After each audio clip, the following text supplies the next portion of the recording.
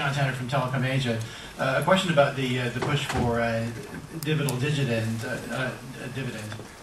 But we are laying out, I think, as well, a general framework that's, in addition to whatever digital dividend spectrum, I think generally making a proposition about also the value of encouraging, for example, regulatory stability and our overall investment.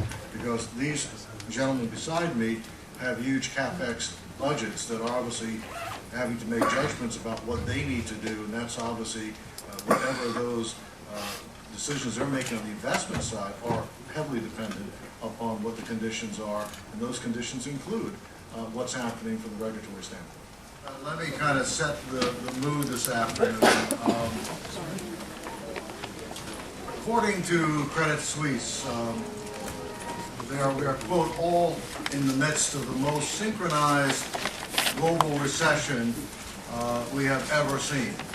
And we see even now that China is feeling the effects as international orders dry up and factories are forced to close. And I even heard the Chairman Wang this morning at our leadership summit talk about unemployment, for example, today hitting the 20 million mark in China. The speed of the downturn is such that recently a leading handset, one of the major handset vendors, had to revise its forecast for 2009 from a drop of 5% to a drop of 10%, but did so in just 30 days in revising that. And of course, you all are aware that the IMF now predicts that growth in the global economy will grind to a halt for the first time since 1945. And the International Labor Organization predicts recession-triggered job losses may approach 50 million on a global basis. Well, what's interesting is that when you do talk to leading economists, they point to infrastructure spend as one of the best routes out of this global recession. It will certainly not be housing. And in the UK, Communications Minister Lord Carter is pointing to infrastructure, and particularly telecom infrastructure spend, specifically for broadband, noting that Western economies were too reliant on the banking sector. And he said that the communications sector represented, quote, an engine for growth to shorten the downturn, but only if governments set the right strategic frameworks. Now, interestingly enough, you've all been following, I'm sure, the U.S. stimulus package and the approval of that, which has $7.2 billion, I believe, as the final number on broadband deployment. And his belief is that extending broadband and access to the internet across the U.S. is a vital goal for the U.S. China is about to embark on the most sweeping extension of mobile broadband of any country, pouring up to 59 billion U.S. into its deployment over the next 3 years. Now, what's fascinating about these developments in China, in the U.S., and in the U.K. is that these governments are turning to the telecom sector for a good part of their economic and high technology stimulus. And as you know, the mobile industry is among the few not asking for a bailout. Indeed, we are one of the few sectors today that is well positioned to weather the downturn.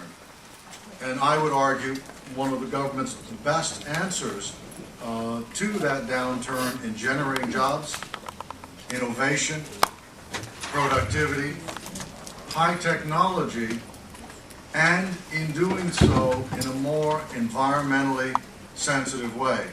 There's many studies that are being done and have been done showing again how the use of mobile is, for example, reducing transportation costs, reducing the carbon footprint, not just in our own industry, but across other industries.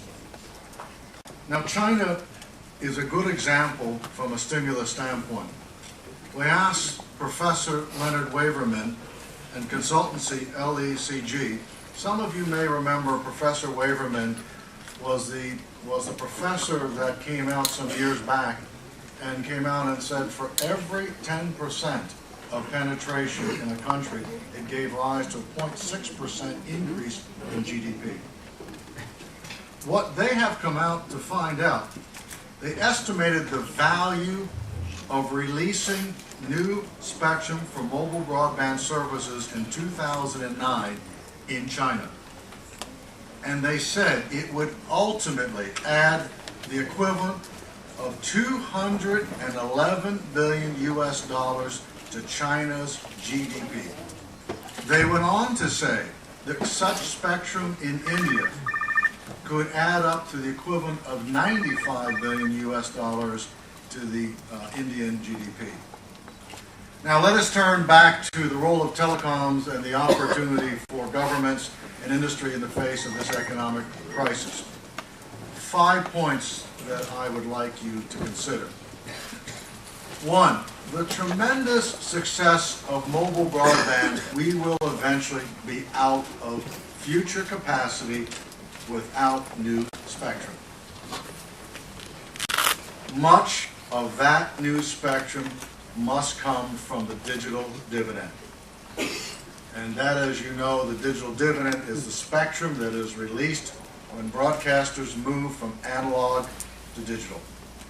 Two, digital dividends, lower band, harmonized spectrum means that network costs for deploying a network can be up to 7 times cheaper from 700 megahertz compared to 3.5 gigahertz. Which means what? It means that rural coverage is economically viable. But it also ensures deeper in-building coverage, and certainly for all of the urban zones. 3, mobile must therefore get its needed share of the digital dividend. And by the way, we're only asking about 25% of the 400 megahertz that will come available as a result of broadcasters moving from analog to digital. And we would argue, I would certainly argue, that broadcasters have plenty of spectrum, and how much more spectrum do you need for a few more channels? Indeed, using some of that spectrum for wireless is a far more efficient and bigger boost to the economy than those few more TV channels. 4, operators invest for the long term.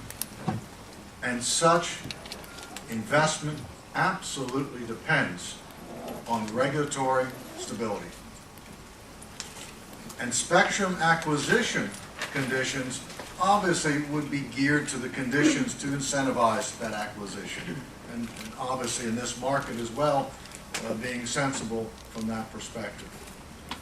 5, LTE depends on harmonized digital dividend spectrum, and LTE is our future.